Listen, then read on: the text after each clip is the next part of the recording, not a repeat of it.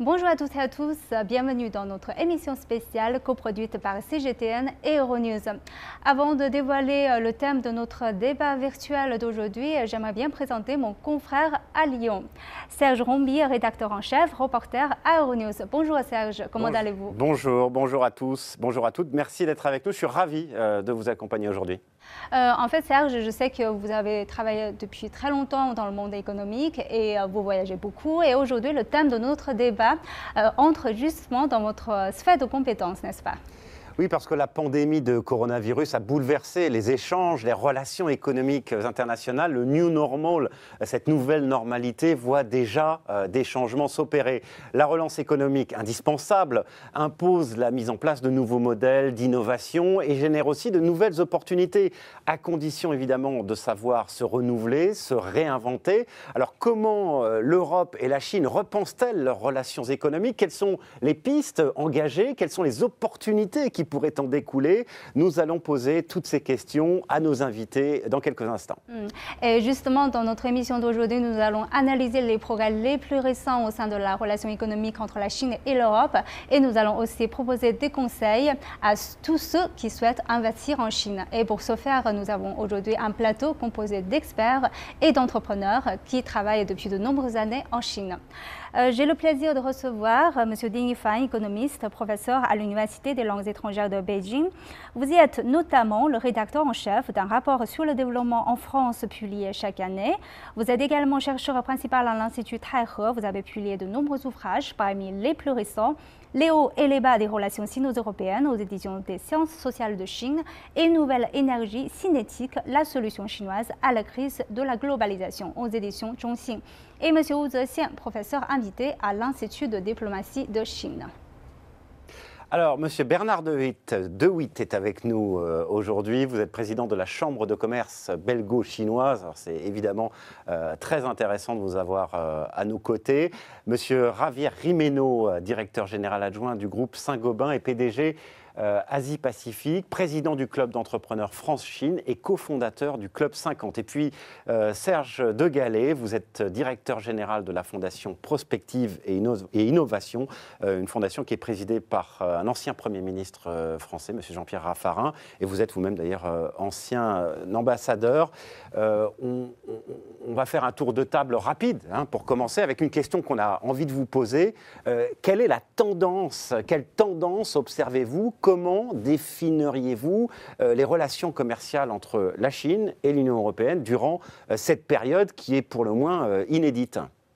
Écoutez, bonjour à tous. La tendance, je crois que, bon, bien sûr, la pandémie, la Covid-19 est un facteur fondamental, mais il y a d'autres facteurs. Il y a bien sûr l'élection américaine, la victoire de Joe Biden, qui va permettre certainement de renforcer le multilatéralisme, un travail en commun au niveau mondial pour faire face à tous les défis.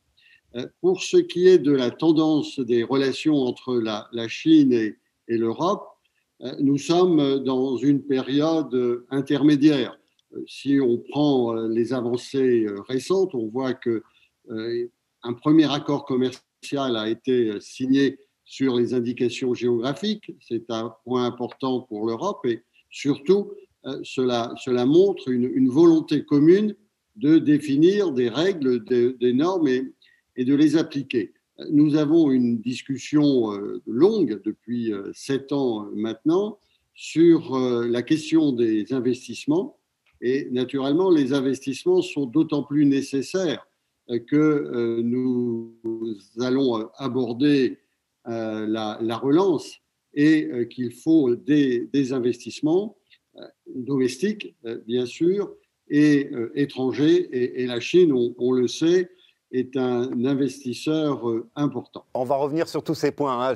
On est 1 heure ensemble, donc on a évidemment prévu d'aborder tous ces points. Je voudrais faire rapidement le tour avec les autres invités sur cette tendance, sur la manière dont vous voyez cette relation aujourd'hui, dont vous analysez cette relation aujourd'hui dans ce contexte si particulier. Je dirais que les relations sino-européennes sont bien orientées, bien que en raison de la pandémie, mais aussi en raison de la guerre commerciale entre les États-Unis et la Chine, depuis quelques mois, on observe que la Chine a tendance à se recentrer sur elle-même et à retrouver dans son marché domestique un levier de croissance fondamentale. Et pour ce qui concerne le commerce extérieur, quand vous regardez les chiffres de ces derniers 9 mois, vous verrez que le gros de la croissance chinoise s'est fait avec les autres pays de la zone asiatique. Donc oui, il y a une bonne orientation, il y a des éléments conjoncturels qui font que le commerce avec l'Union européenne est un peu ralenti, c'est la conséquence de la crise, mais il y a aussi quelques éléments structurels qui me font penser qu'il y a une attention de plus en plus forte de la Chine sur son marché intérieur et sur le commerce avec d'autres pays de la région asiatique. On va laisser nos autres invités réagir, peut-être nos invités chinois, avant de vous donner la parole, Bernard de Witt. Eh bien, j'aimerais dire à notre audience européenne que finalement, le commerce international entre l'Europe et la Chine va plutôt bien cette année.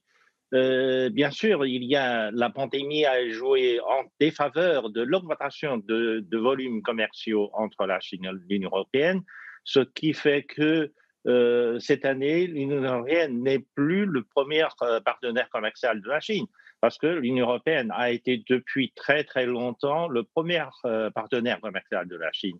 Mais cette année, elle a laissé sa place à l'ASEAN, donc à l'Association des pays sud-est asiatiques, qui sont devenus premiers partenaires commerciaux économiques de la Chine.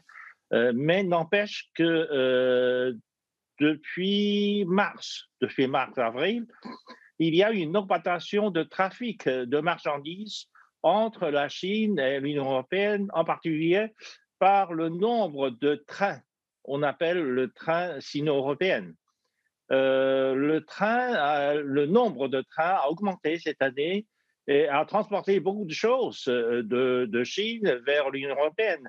Parce que, en fait, au milieu de la lutte contre la pandémie, les habitants, la population européenne a besoin de beaucoup de choses, alors que comme la Chine a repris le travail, repris la production industrielle en mars-avril, donc la Chine était capable de produire beaucoup de choses dont la population européenne avait besoin, ce qui a fait pousser un peu l'augmentation de trafic entre la Chine et l'Union européenne. Très bien. Rapidement, parce qu'on a évidemment beaucoup de choses à dire, je voudrais donner la parole à nos autres invités. Je suis toujours optimiste pour le commerce entre la Chine et l'Europe, parce que comme le professeur Ting a dit, pendant 16 ans consécutifs, jusqu'à l'année dernière, l'Europe restait toujours le premier partenaire commercial de la Chine en tant que l'Union. C'est vrai que les États-Unis étaient le premier partenaire en tant que pays. Bon, ceci étant, voilà, l'Union européenne reste toujours un partenaire très, très important pour la Chine. Bon, cette année, c'est un peu exceptionnel à cause de la pandémie. C'est vrai que l'ASEAN a dépassé l'Union européenne pour devenir le premier partenaire de la Chine.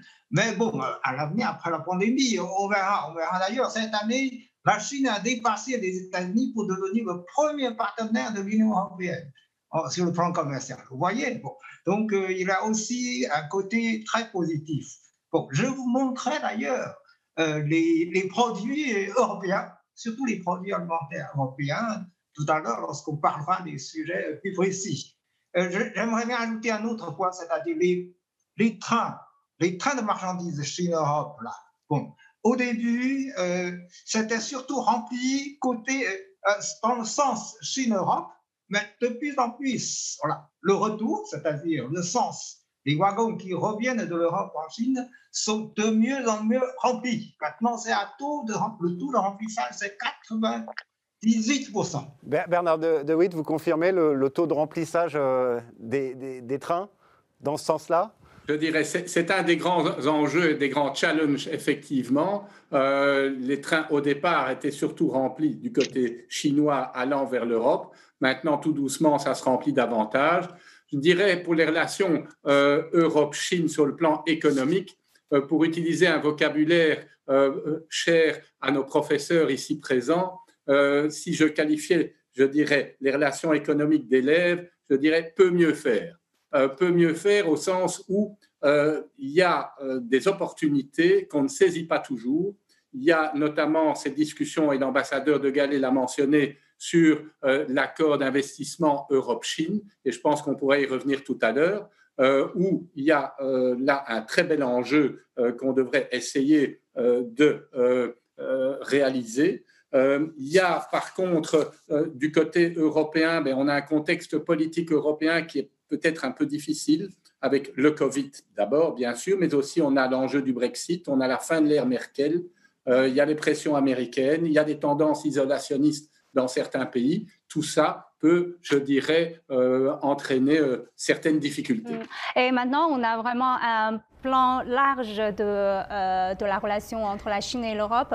Mais avant de poursuivre plus profondément sur ce sujet, je pense qu'il est nécessaire de faire un état de lieu de la part de la Chine, c'est-à-dire où en est la Chine aujourd'hui de son économie, parce qu'il y a quand même beaucoup d'interrogations et on se rappelle qu'au mois de juin, la Chambre de commerce européenne en Chine a publié son enquête 2020 sur la confiance des entreprises qui s'intitulait « Naviguer dans le noir ». Cette question, je voudrais m'adresser à M. Gémeneau parce que vous avez vécu une partie de la pandémie en Chine et votre entreprise est en Chine. Donc aujourd'hui, où en est la Chine et quel est l'état d'esprit des entrepreneurs, surtout européens, qui investissent en Chine?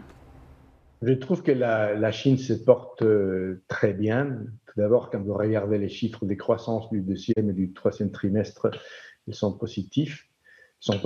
Et en accélération.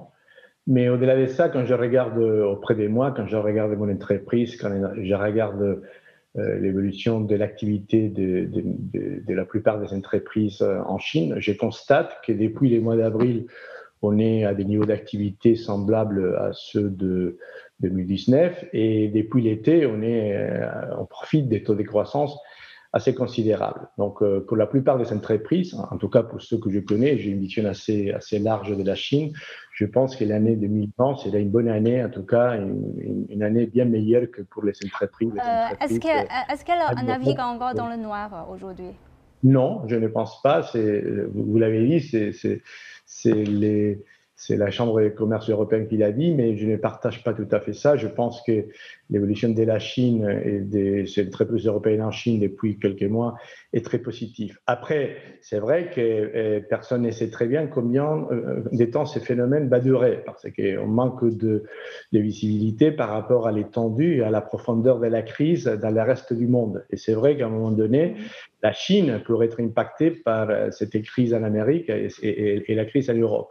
Mais aujourd'hui, tant que je puisse voir, le marché intérieur est très dynamique, il est poussé par des leviers de croissance très très importants, très structurels, et qui font partie de la transformation profonde du modèle économique de la Chine. Donc, franchement, je ne pense pas qu'on navigue dans les noirs, pas du tout. Et ce n'est pas une opinion isolée. Moi, je fais partie de pas mal de forums dans lesquels je discute avec beaucoup des collègues. Et aujourd'hui, la Chine est très bien orientée avec l'incertitude du commerce mondial. Encore une fois, si on savait comment les choses vont évoluer en Amérique et en Europe, on pourrait savoir un peu plus comment la Chine fera. Mais en tout cas, la partie domestique de la Chine, la partie relative au marché intérieur est très dynamique. Et comme je vous l'ai dit tout à l'heure, il y a une volonté forte de la Chine de se tourner vers ces marchés intérieurs qui, quelle que soit la situation dans le reste du monde, devra rester porteur de croissance. Je voudrais m'adresser à M. De Witt. Qu'est-ce qu'on s'attend de l'économie chinoise? Parce que maintenant, récemment, il y a le nouveau plan pour les 5 prochaines années, il y a des nouvelles lignes directrices économiques. Donc, qu'est-ce qu'on s'attend et quelles sont les opportunités et les défis pour les entreprises européennes aujourd'hui en Chine?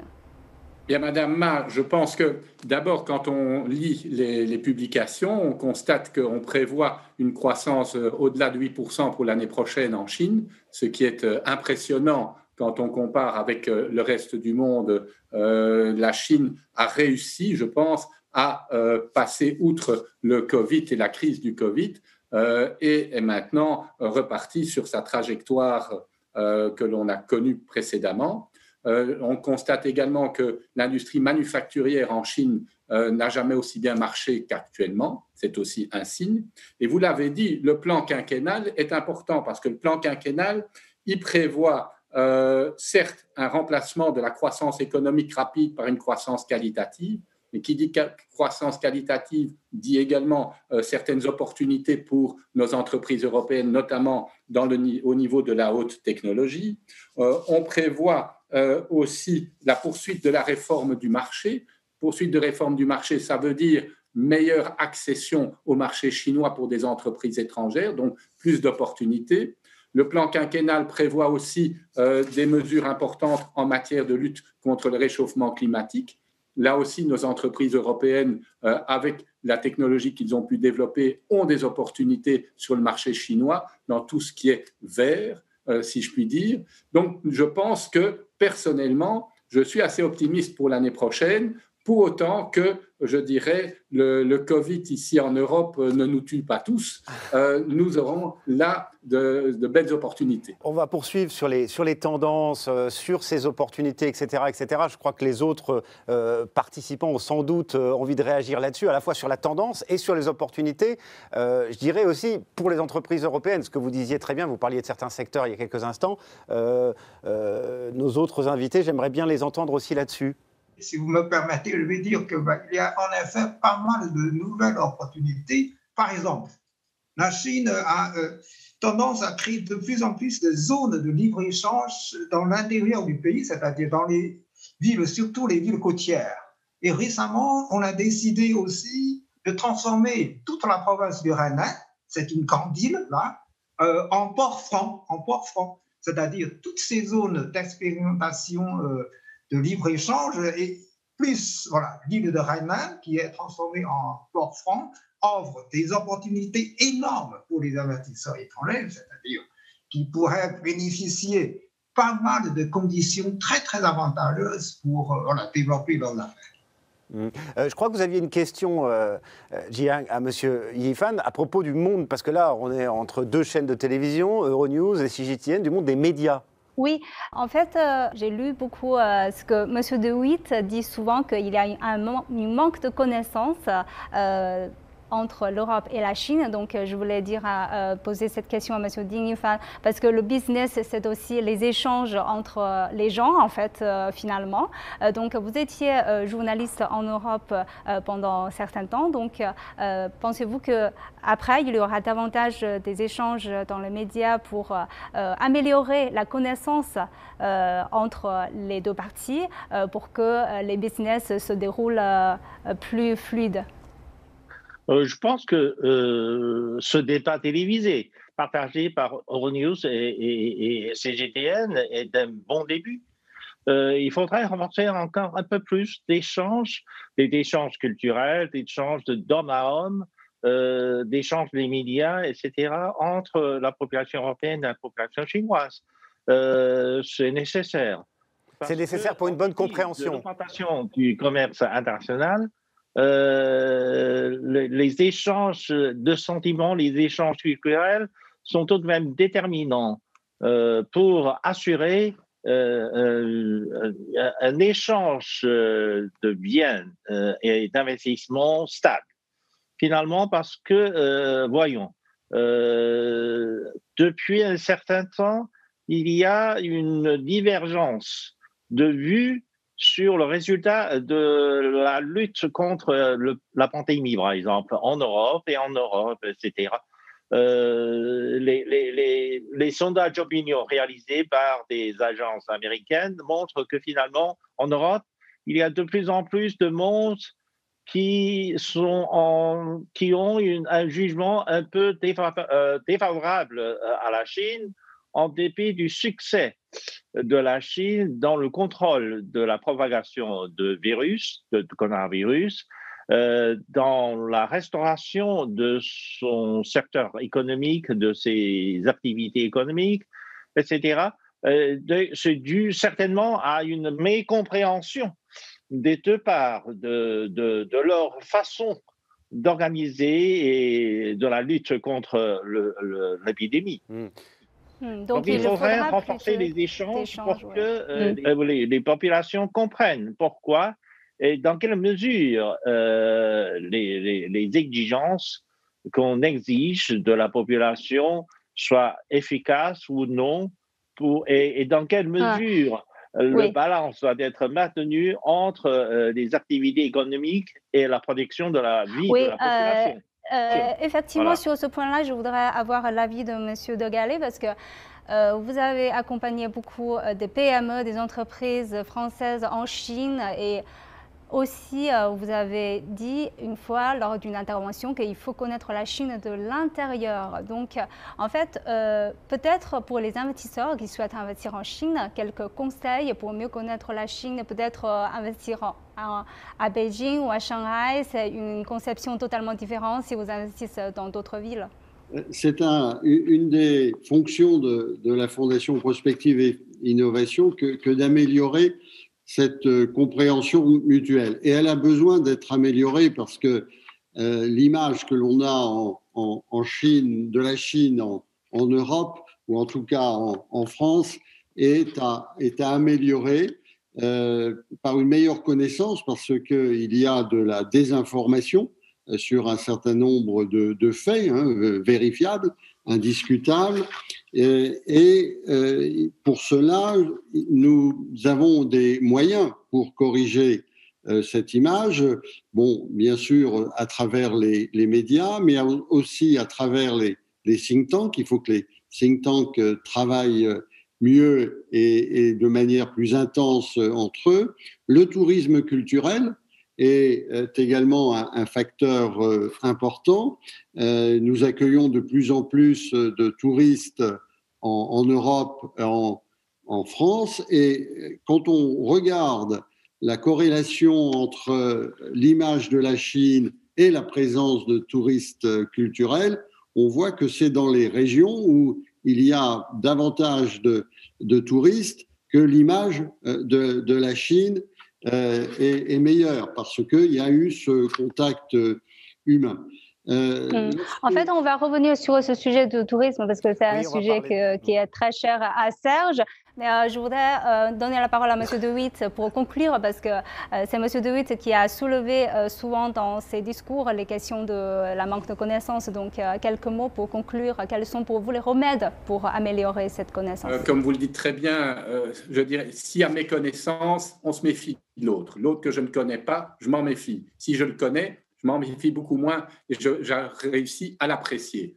Comment le faire? Davantage de contacts, notamment, on l'a évoqué, le tourisme, mais également nos universités. Envoyons nos étudiants en Chine et accueillons davantage d'étudiants chinois en Europe. C'est important. Favorisons les échanges entre entreprises, favorisons les stages en entreprise, des stagiaires chinois dans nos entreprises, nos stagiaires européens dans les entreprises chinoises. L'humain est important et finalement, nous sommes tous des êtres humains, nous sommes tous des hommes, des femmes avec, je dirais, nos qualités, nos faiblesses. Essayons de mieux nous connaître. Alors, deux points sur lesquels on souhaitait revenir avec vous. Le tourisme, Monsieur De Gallet, on va en reparler dans quelques instants, parce qu'évidemment, c'est très important quand on voit le nombre de touristes chinois, mais également de touristes européens qui découvrent et qui visitent la Chine. Et vous avez parlé, Bernard De Witt, tout à l'heure, des opportunités dans le secteur de la durabilité, du changement climatique. Et c'est vrai que récemment, le ministre chinois des Affaires étrangères a déclaré que la Chine et l'Union européenne devaient absolument renforcer leur collaboration stratégique pour faire face aux défis mondiaux, ce qui inclut évidemment ce défi du changement climatique et des questions environnementales. Alors comment concrètement la Chine et les Européens peuvent-ils renforcer leur coopération dans la lutte contre le changement climatique ? Alors évidemment, il y a les investissements, il y a les entreprises, mais c'est peut-être plus large que ça. Et là, je m'adresse un petit peu à tout le monde. Il faut saluer de façon positive l'effet que récemment, il y a eu un engagement commun et décidé sur les objectifs à long terme en termes de neutralité carbone. L'Europe cherche sa neutralité carbone à l'horizon 2050 et la Chine 10 ans plus tard. Et ce sont déjà des engagements très forts et très bien alignés. En revanche, ce qui manque, c'est une définition plus précise et plus ambitieuse des étapes intermédiaires. Il faut articuler cette ambition dans l'action. Je pense que de ce point de vue, la législation et la réglementation doivent jouer un rôle très important. Il y a des mesures que probablement il faut introduire partout dans le monde pour atteindre l'objectif de la décarbonisation. Et une de ces mesures, c'est l'introduction de la taxe carbone. Alors, il faudrait que cette introduction soit une adoption que se fasse de façon harmonieuse, de façon à que la taxe carbone ne puisse pas être un facteur de déséquilibre en termes de compétitivité entre les entreprises des différentes zones géographiques, entre les entreprises de la Chine et de l'Europe. Et après, toujours dans les domaines de réglementation, je pense qu'aujourd'hui, il y a sur un certain nombre de domaines très importants, la construction neuve, la rénovation des bâtiments, la mobilité durable, l'industrie en général. Il y a aujourd'hui des technologies qui sont déjà là, qui sont prêtes et qui permettraient de réduire de façon très importante les émissions des gaz à effet de serre. Et pour cela, il faut des normes. Mais il faut que ces normes soient cohérentes, soient consistantes et soient établies partout dans le monde de façon harmonieuse. Je vous pose un exemple. Par exemple, aujourd'hui, un tiers des émissions de gaz à effet de serre proviennent de l'utilisation des bâtiments. Si en Chine et en Europe, on décidait d'adopter des réglementations exigeant l'utilisation de certains produits, de certaines technologies, on pourra réduire ces émissions de presque 60%. Donc, la réglementation commune, cohérente et bien alignée, c'est pour moi l'une des armes fondamentales, de façon à qu'on puisse avancer ensemble sans créer des déséquilibres sur le plan de la compétitivité entre les entreprises des deux régions. Réglementation commune cohérente, vous dites. Je vous laisse réagir. Je vous vois tous réagir là, donc je vous laisse parler. Il y a à côté naturellement des relations bilatérales et des mesures nationales. Il faut souligner l'annonce par le président élu Biden de son retour dans les accords de Paris sur le climat. Cela va changer considérablement la manière de traiter au plan international la question du climat, parce qu'on ne peut pas la traiter de manière fragmentée. Et ceci peut fournir à la Chine, aux États-Unis et à l'Europe une feuille de route commune et d'essayer de dépasser ainsi les obstacles. Il y a également, s'agissant du niveau européen, un programme qui porte sur les smart cities, d'échange de bons procédés, de bonnes pratiques entre villes européennes et villes chinoises sur tous ces aspects qui vont sur effectivement les bâtiments, mais également la conception de la ville, le travail, le déplacement. Et nous avons ainsi, par des expériences vécues, la manière de faire passer des pratiques et derrière ça, naturellement, des échanges économiques entre nos entreprises et les cités, les villes. Voilà, et tout ça, c'est bien pour l'environnement, ce sont évidemment également des opportunités économiques. Et quand on développe des smart cities, c'est des investissements, ce sont des entreprises, ce sont des secteurs qui se développent. Une réaction côté chinois, si je puis me permettre ? J'aimerais dire deux mots à propos de cette coopération possible entre l'Union européenne et la Chine dans le développement de ce qu'appelle aujourd'hui le développement vert et le développement de l'économie numérique. Je pense que dans ces domaines-là, il y a de fortes possibilités d'élargir nos coopérations. En particulier, la Chine est en train d'ouvrir son marché financier. Et l'Europe ne manque pas de capital, mais l'Europe manque d'opportunités d'investissement. Depuis un certain temps, la Banque centrale européenne a appliqué le taux nominal négatif. Donc, l'argent est très bon marché. Mais finalement, la pandémie a joué en défaveur de la croissance, mais avant l'émergence de l'épidémie, il n'y a pas beaucoup de secteurs d'investissement intéressants. Donc, en dépit du capital bon marché, il n'y a pas beaucoup d'opportunités d'investissement. Mais comme la Chine ouvre de plus en plus aux investisseurs financiers étrangers, ce serait une bonne opportunité pour les fondations européennes d'investir davantage en Chine, surtout dans des domaines où les intérêts européens et chinois se convergent, c'est-à-dire dans le domaine de l'économie numérique, dans le domaine de développement vert, etc. etc. Et ça permettrait au capital européen de gagner un peu plus de profit, parce que justement, le marché chinois est grandissant dans ces domaines-là, ça rapporte beaucoup. La Chine, le gouvernement chinois a pris des engagements pour réaliser l'objectif de réduction de gaz carbonique, etc., etc. Ça nécessite un investissement massif dans le domaine de nouvelles énergies, etc. Donc, ce sont des domaines qui montrent un intérêt fou pour les investissements européens, je pense.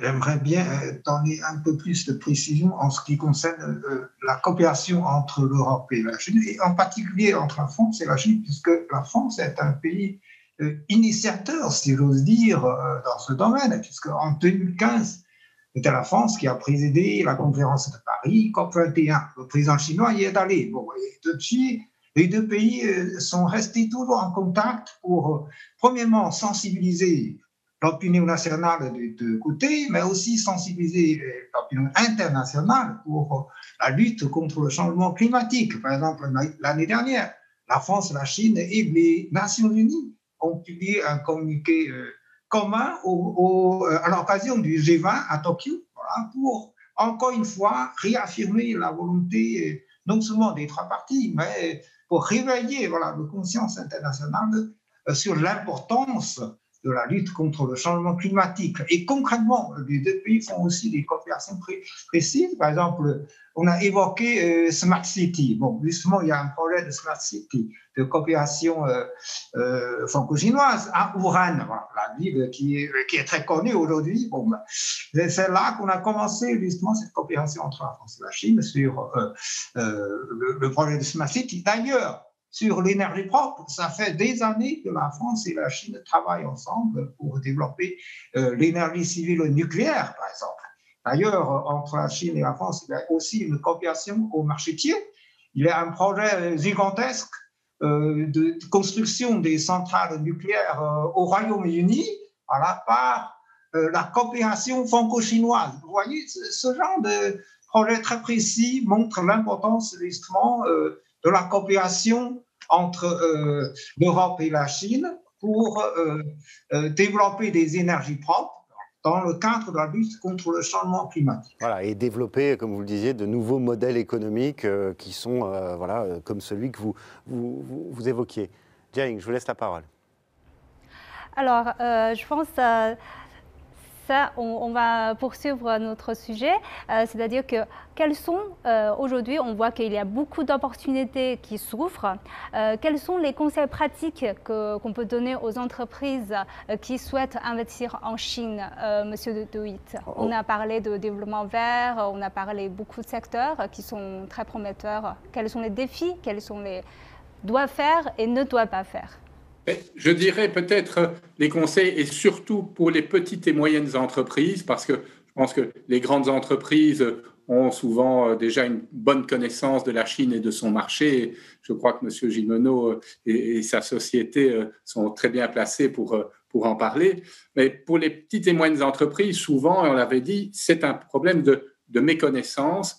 Et donc, je pense que nos entrepreneurs doivent être et mieux se renseigner, Deux, attention, l'obstacle de la langue. Donc, lorsque vous négociez, par exemple, je dirais l'arrivée sur un marché, la négociation de contrat, assurez-vous que, je dirais, vos interlocuteurs comprennent parfaitement ce que vous dites, et notamment lorsque vous avez une discussion très technique, que l'on soit certain que cela soit bien traduit en langue chinoise. Ici, je me place d'un point de vue européen, mais la même chose vaut pour les Chinois venant en Europe. C'est aussi une meilleure connaissance de la législation locale. La loi existe en Chine, elle s'est fort sophistiquée au cours des 40 dernières années. Il y a une meilleure protection aussi des droits intellectuels. On l'a vu aussi au cours de ces dernières années avec la création de cours et tribunaux. Je dirais donc, renseignez-vous, abordez le marché après avoir mis tous les œufs dans votre panier. Assurez-vous que vous avez une bonne équipe de négociation et surtout pour les PME, assurez-vous du suivi. Je constate souvent qu'un certain nombre de projets pour des petites et moyennes entreprises échouent parce qu'il n'y a pas de suivi. Assurez-vous qu'il y ait une équipe qui, en Europe, au siège de l'entreprise, soit tous les jours, en permanence, en contact avec votre équipe en Chine. À défaut, vous aurez des problèmes. Je voudrais juste simplement demander à M. Gemedo d'ajouter quelques mots. Écoutez, s'il s'agit de donner des conseils, je donnerai 3 pour toute entreprise qui veut s'installer en Chine. Les premiers conseils, c'est de développer les plus larges et les plus denses réseaux de relations et de partenariats possibles, que ce soit au niveau du gouvernement, que ce soit au niveau des clients, des partenaires, des universités, des startups. Donc, plus ces réseaux sont denses et profonds, mieux ça sera. Un deuxième conseil, c'est de s'appuyer très largement sur les équipes locales, sur des équipes qui ont cette connaissance intime des marchés locaux. Souvent, les entreprises étrangères, quand elles viennent en Chine, elles viennent accompagnées d'une armée d'expatriés qui comprennent mal le marché chinois, qui n'ont pas cette connaissance intime de choses, et ça retarde leur développement. Donc, ayez confiance sur les équipes locales, développez des équipes locales, ces gens qui connaissent vraiment de façon profonde et intime la réalité dans laquelle il faut développer votre entreprise. Et mon troisième conseil, c'est de développer des organisations très ouvertes, des organisations très agiles, très flexibles, très rapides, des organisations très orientées vers l'action, parce que l'environnement chinois est un environnement très volatile, très rapide, très changeant. Et si vos organisations ne sont pas adaptées à cet environnement si dynamique, vous avez beaucoup de chances que ça ne se passe pas bien. Voilà, puis il y a des organisations et des initiatives qui sont mises en place au niveau européen, notamment par la Commission européenne, pour aider les PME. Vous parliez des PME, monsieur De Witt, il y a quelques instants, pour aider les PME et accompagner, c'est important, les PME qui s'installent en Chine. Je ne sais pas si vous voulez réagir, parce que c'est bien d'avoir les conseils aussi des Chinois pour les entreprises européennes. En 2 mots, puis après on passera au tourisme, si vous êtes d'accord. En fait, la Chine est en train de négocier avec l'Union européenne pour arriver à un accord de l'investissement réciproque. Cet accord est appelé CAI en anglais, qui veut dire un accord de l'investissement complet ou global. Une fois arrivé, je pense que cet accord va permettre aux investisseurs de l'Union européenne et aux investisseurs chinois d'investir réciproquement dans 2 marchés. Mais il faut faire un peu plus d'attention parce qu'en Union européenne, vous avez la Commission européenne qui est en charge de beaucoup de questions d'investissement. Vous avez le Parlement européen, etc. Mais en même temps, vous avez aussi le gouvernement des pays membres. Quelquefois, ils ne sont pas toujours d'accord sur des projets d'investissement.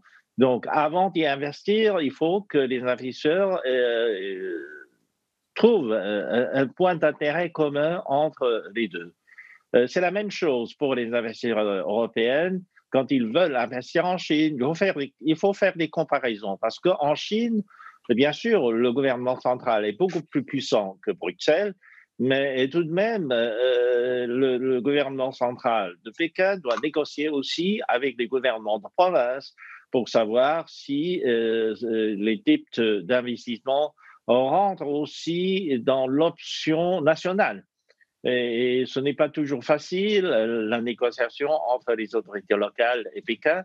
Et il faut que les investisseurs y prennent conscience de ce genre de différences et vice-versa. Donc, pour des entreprises qui veulent investir en Union européenne, il faut savoir aussi qu'il y a souvent des contradictions entre les gouvernements pays membres, mais aussi Bruxelles.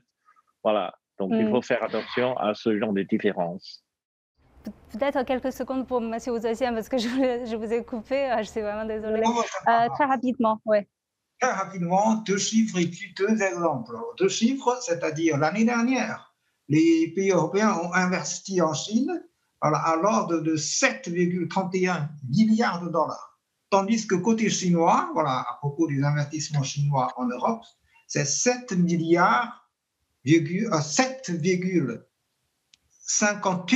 milliards. Vous savez, il y a quand même des investissements réciproques très importants. Alors, deux exemples, c'est pas hasard. Chez moi, j'ai trouvé un calendrier, voilà, de l'Orpea, une entreprise, je ne sais pas si vous voyez, une entreprise française. Voilà. On le voit. Vous voyez, c'est Orpea à Nankin. Orpea à Nankin, voilà, c'est pour les personnes âgées, c'est une maison de retraite formidable. Voilà, Orpea à Nankin. Voilà. Nankin, c'est la ville de Macaïn. Hein. Et puis, c'est aussi la capitale de la province, de ma province natale. Et puis, Orpea, c'est ma pays natal. Orpea, voilà, vous voyez, Orpea à Changsha, la chambre. C'est pas formidable pour les personnes âgées qui veulent prendre le repos dans une maison de retraite de ce genre. C'est formidable parce que Orpea m'a offert un calendrier. Je pense qu'un jour, je pourrais bénéficier de leur service. Et puis, un autre exemple, c'est Sanofi. Alors, Sanofi, voilà, c'est une grosse entreprise française qui travaille en Chine depuis très longtemps. C'est aussi, c'est chez moi parce que des fois, malheureusement, quelquefois, je prends des médicaments de Sanofi. Bon, c'est pour lutter contre l'insomnie. Bon, c'est très rare, mais ça m'arrive parce que des fois, je mange trop. Comme vous voyez, je mange trop des produits allemands, poudre de coco, vache qui rit, voilà, je mange beaucoup. Des chocolats suisses. Chocolat suisse. Et puis, vous connaissez ça? Bien sûr. Voilà. Bien sûr. Le beurre. Vous voyez, des fois, je mange trop. Ça se trouve facilement dans les supérettes de mon quartier. Et bien, bon, voilà. Vous voyez, il y a beaucoup d'échanges. Merci. C'est vrai que je trouve tout ça dans mon réfrigérateur aussi. Monsieur Rimeno, vous allez nous quitter. Moi, il y a une question que je voulais vous poser qui est très simple. Quand on parle d'avenir, on pense un peu au passé, forcément. Hein, on pense un peu à ce qui s'est passé. Est-ce que ce n'est pas d'une relation équilibrée dont on a vraiment besoin, puisqu'on a parlé parfois, on a évoqué certains déséquilibres, et est-ce que vous sentez qu'on va vers ça, quoi? Oui, tout à fait. Je pense qu'on va vers ça. Tout d'abord parce qu'il y avait certains déséquilibres sur le plan de la compétitivité qui sont en train d'être éliminés. On parlait tout à l'heure de l'environnement. Vous avez l'effet que la Chine se soit mis en ordre de marche par rapport à l'environnement, a assaini les conditions de concurrence. Jusqu'à présent, les entreprises européennes remplissaient certains standards que les entreprises chinoises ne faisaient pas. Et ça a créé des différences en termes de coûts de production. De même, en ce qui concerne les coûts de travail, hein, la croissance économique de la Chine a comme conséquence positive la prospérité du pays et donc la réduction du gap en termes de coûts de salaire entre la Chine et l'Europe. À ceci s'ajoute l'effet que la Chine est en train de transformer de façon radicale son modèle économique. Un modèle économique qui était basé sur les volumes et qui, à partir de maintenant, enfin depuis quelques années déjà, commence à basculer vers la technologie, vers l'innovation, vers la qualité, vers la montée en gamme.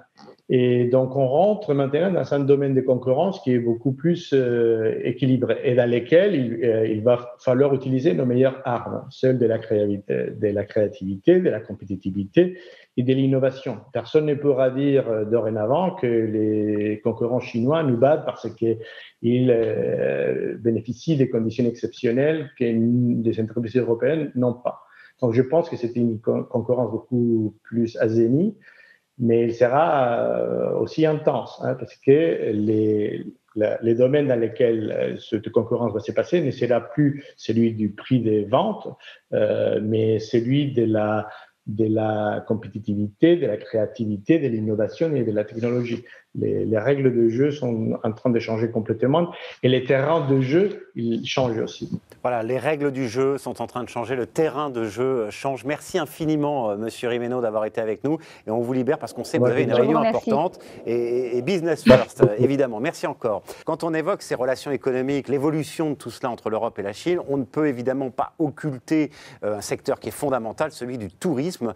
Quand on parle des Chinois qui viennent chaque année en Europe, ce sont des millions de personnes, 25 millions de nuitées sont enregistrés chaque année. Alors je parle avant le Covid, hein, évidemment, avant l'arrêt brutal de cette économie. Le potentiel de développement est énorme parce qu'on sait qu'il y a de plus en plus de Chinois, alors ça vous allez m'arrêter si je dis une bêtise, mais qui voyagent ou qui ont cette volonté de voyager. Il y a une question qu'on se pose ici en Europe, c'est comment on peut faire revenir les touristes chinois, comment on peut relancer ce secteur, quelles sont les offres, les nouvelles opportunités, qu'elles soient digitales, durables, et surtout, quelles sont les attentes des consommateurs chinois, des touristes potentiels chinois, qu'on pourrait et qu'on espère revoir très rapidement en Europe. Pour souligner ce que vous venez de dire, effectivement, les touristes chinois sont importants pour notre économie. Si on prend le cas de la France, en moins de 10 ans, on a multiplié pratiquement par 3,5 le nombre de touristes. Et le touriste chinois est un touriste qui aime la vie et qui, traduit en termes économiques, dépense. C'est le touriste chinois qui, parmi tous les touristes au monde, en France, dépense le plus. C'est 1 800 € par touriste par an. C'est une étude de la Banque de France. Donc, c'est très important. Il y a une caractéristique qui est une tendance lourde, c'est que le touriste chinois vient individuellement ou en famille de plus en plus. Il ne vient pas en groupe, il vient encore en groupe, mais c'est une manière de visiter l'Europe qui est très minoritaire. Et donc, il nous faut adapter notre offre touristique à cette caractéristique du touriste chinois, c'est-à-dire pratiquement faire du sur-mesure, essayer de trouver des intersections culturelles. Et en France, par exemple, on a écrit en chinois une sorte de guide bleu, de guide touristique, où les monuments, les sites sont interprétés de manière à ce que les Chinois comprennent bien à la fois la résonance que cela a en France et la résonance que cela a en Chine. Et enfin, pour ce qui est des initiatives publiques, les 2 présidents de la République ont décidé l'année dernière de faire de l'année 2021 l'année du tourisme culturel France-Chine. Bon, la Covid fait que c'est un peu décalé. Et donc, il y a tout un travail en France et en Chine de connaissance de notre culture à travers des sites, des monuments. Bon, j'ai cité la France, mais l'Italie fait la même chose. Et donc, je crois qu'il nous faut tenir compte de ce nouveau profil du touriste chinois, adapter nos produits et faire que ce tourisme, pas forcément culturel, mais ce tourisme soit une occasion de mieux se comprendre, de mieux s'apprécier. Et je citais tout à l'heure cette étude qui a été faite entre la corrélation entre l'image du chinois et la présence du touriste chinois. Donc cette occasion de contact personnel sans lequel on a souvent affaire à des clichés. En effet, les Chinois s'intéressent énormément à la culture européenne.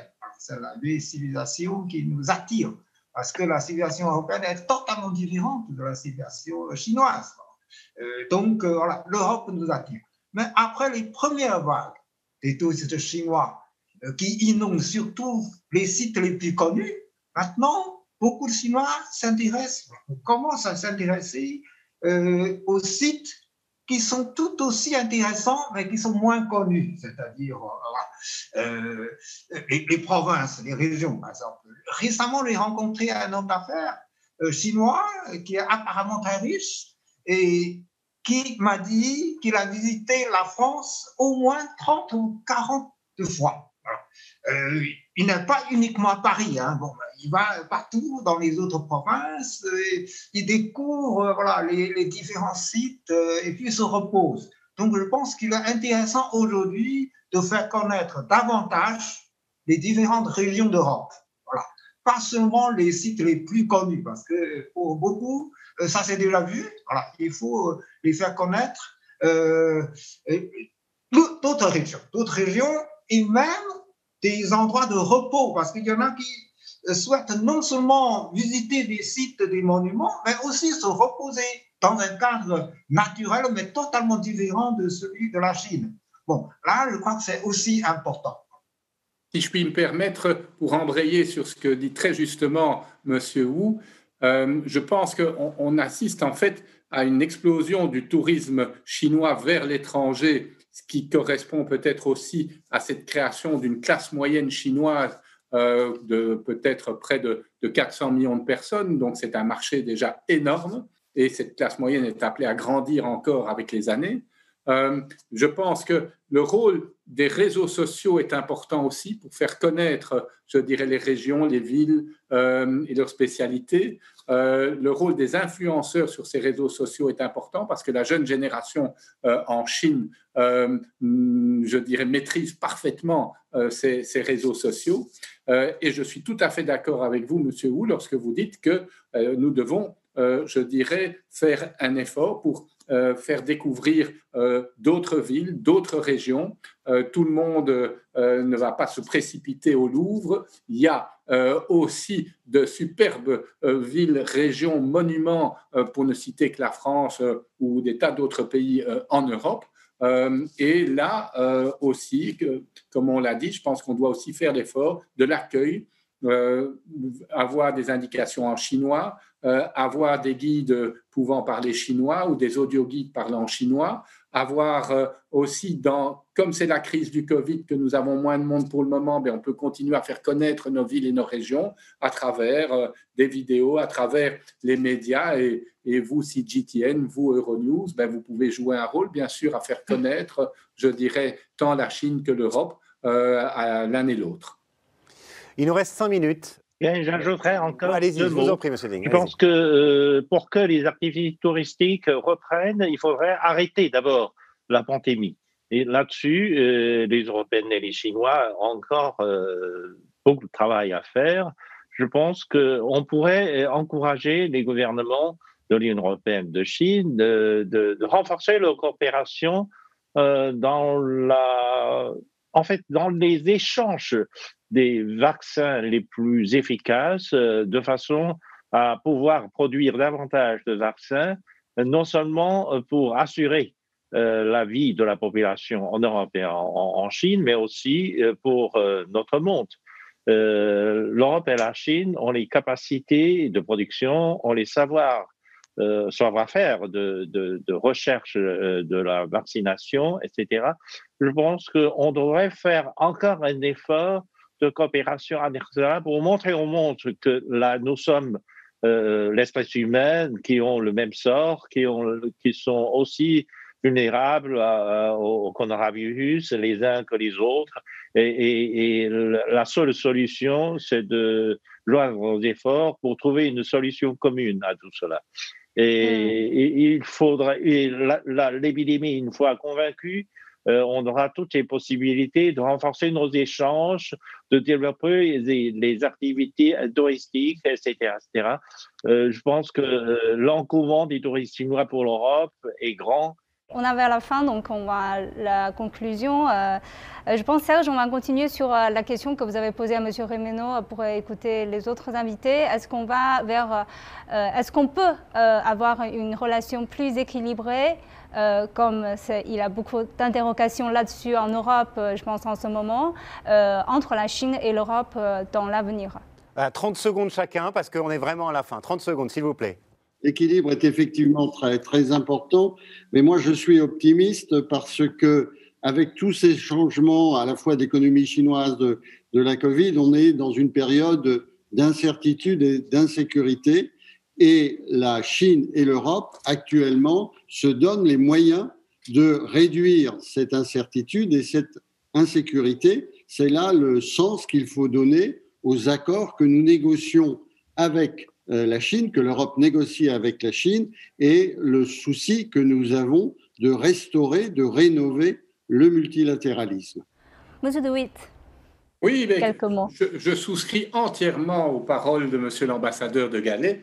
Je dirais écoute mutuelle, respect mutuel, connaissance mutuelle. Et là, nous devons faire tout mettre en œuvre pour mieux se connaître, favoriser les échanges, qu'ils soient culturels, qu'ils soient économiques, viser aussi les jeunes générations et surtout sortir d'une idéologie isolationniste. Ce n'est pas en travaillant seul qu'on y arrivera, c'est justement en joignant les mains. Et M. Ding l'a très bien dit à propos de la lutte contre le Covid. C'est en faisant des recherches conjointes qu'on y arrive. Monsieur Wu. J'aimerais bien dire deux choses. Premièrement, la Chine ne veut absolument pas être un pays uniquement producteur qui inonde le monde entier de ses produits. Non, ce que la Chine veut, c'est d'abord un pays innovateur. Ça, c'est déjà dit clairement par nos plans quinquennales et le plan à long terme pour l'année 2035. Deuxièmement, la Chine restera évidemment un pays producteur puisque l'industrie est toujours importante pour nous, mais en même temps, la Chine veut être un très grand marché pour tout le monde, pour tout le reste du monde. C'est pour cette raison que ça fait 3 ans consécutifs que la Chine organise une exposition internationale d'importation. Et cela offre des opportunités énormes à tous les exportateurs du reste du monde. Et je voudrais dire une deuxième chose, c'est qu'après la conclusion de l'accord d'investissement, les deux parties, l'Europe et la Chine, devraient démarrer rapidement. C'est aussi la volonté de nos dirigeants de démarrer rapidement les négociations pour conclure un accord de libre-échange. Puisque la Chine a déjà conclu l'accord de libre-échange avec pas mal de partenaires, nous attendons donc l'accord de libre-échange entre la Chine et l'Europe. On a bien entendu le message. Monsieur Ding. Un dernier message. Je pense qu'il faudrait renforcer nos rôles de l'éducateur. On faudrait éduquer davantage nos publics, aussi notre population, nos publics, parce que le commerce international aujourd'hui est totalement différent de celui d'il y a 20 ans.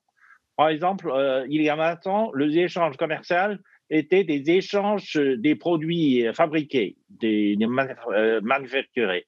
Alors qu'aujourd'hui, la plupart des échanges commerciaux entre l'Europe et la Chine, entre les États-Unis et la Chine, sont composés des produits intermédiaires, par exemple. Plus de 60 à 70% de nos échanges commerciaux sont composés des produits intermédiaires.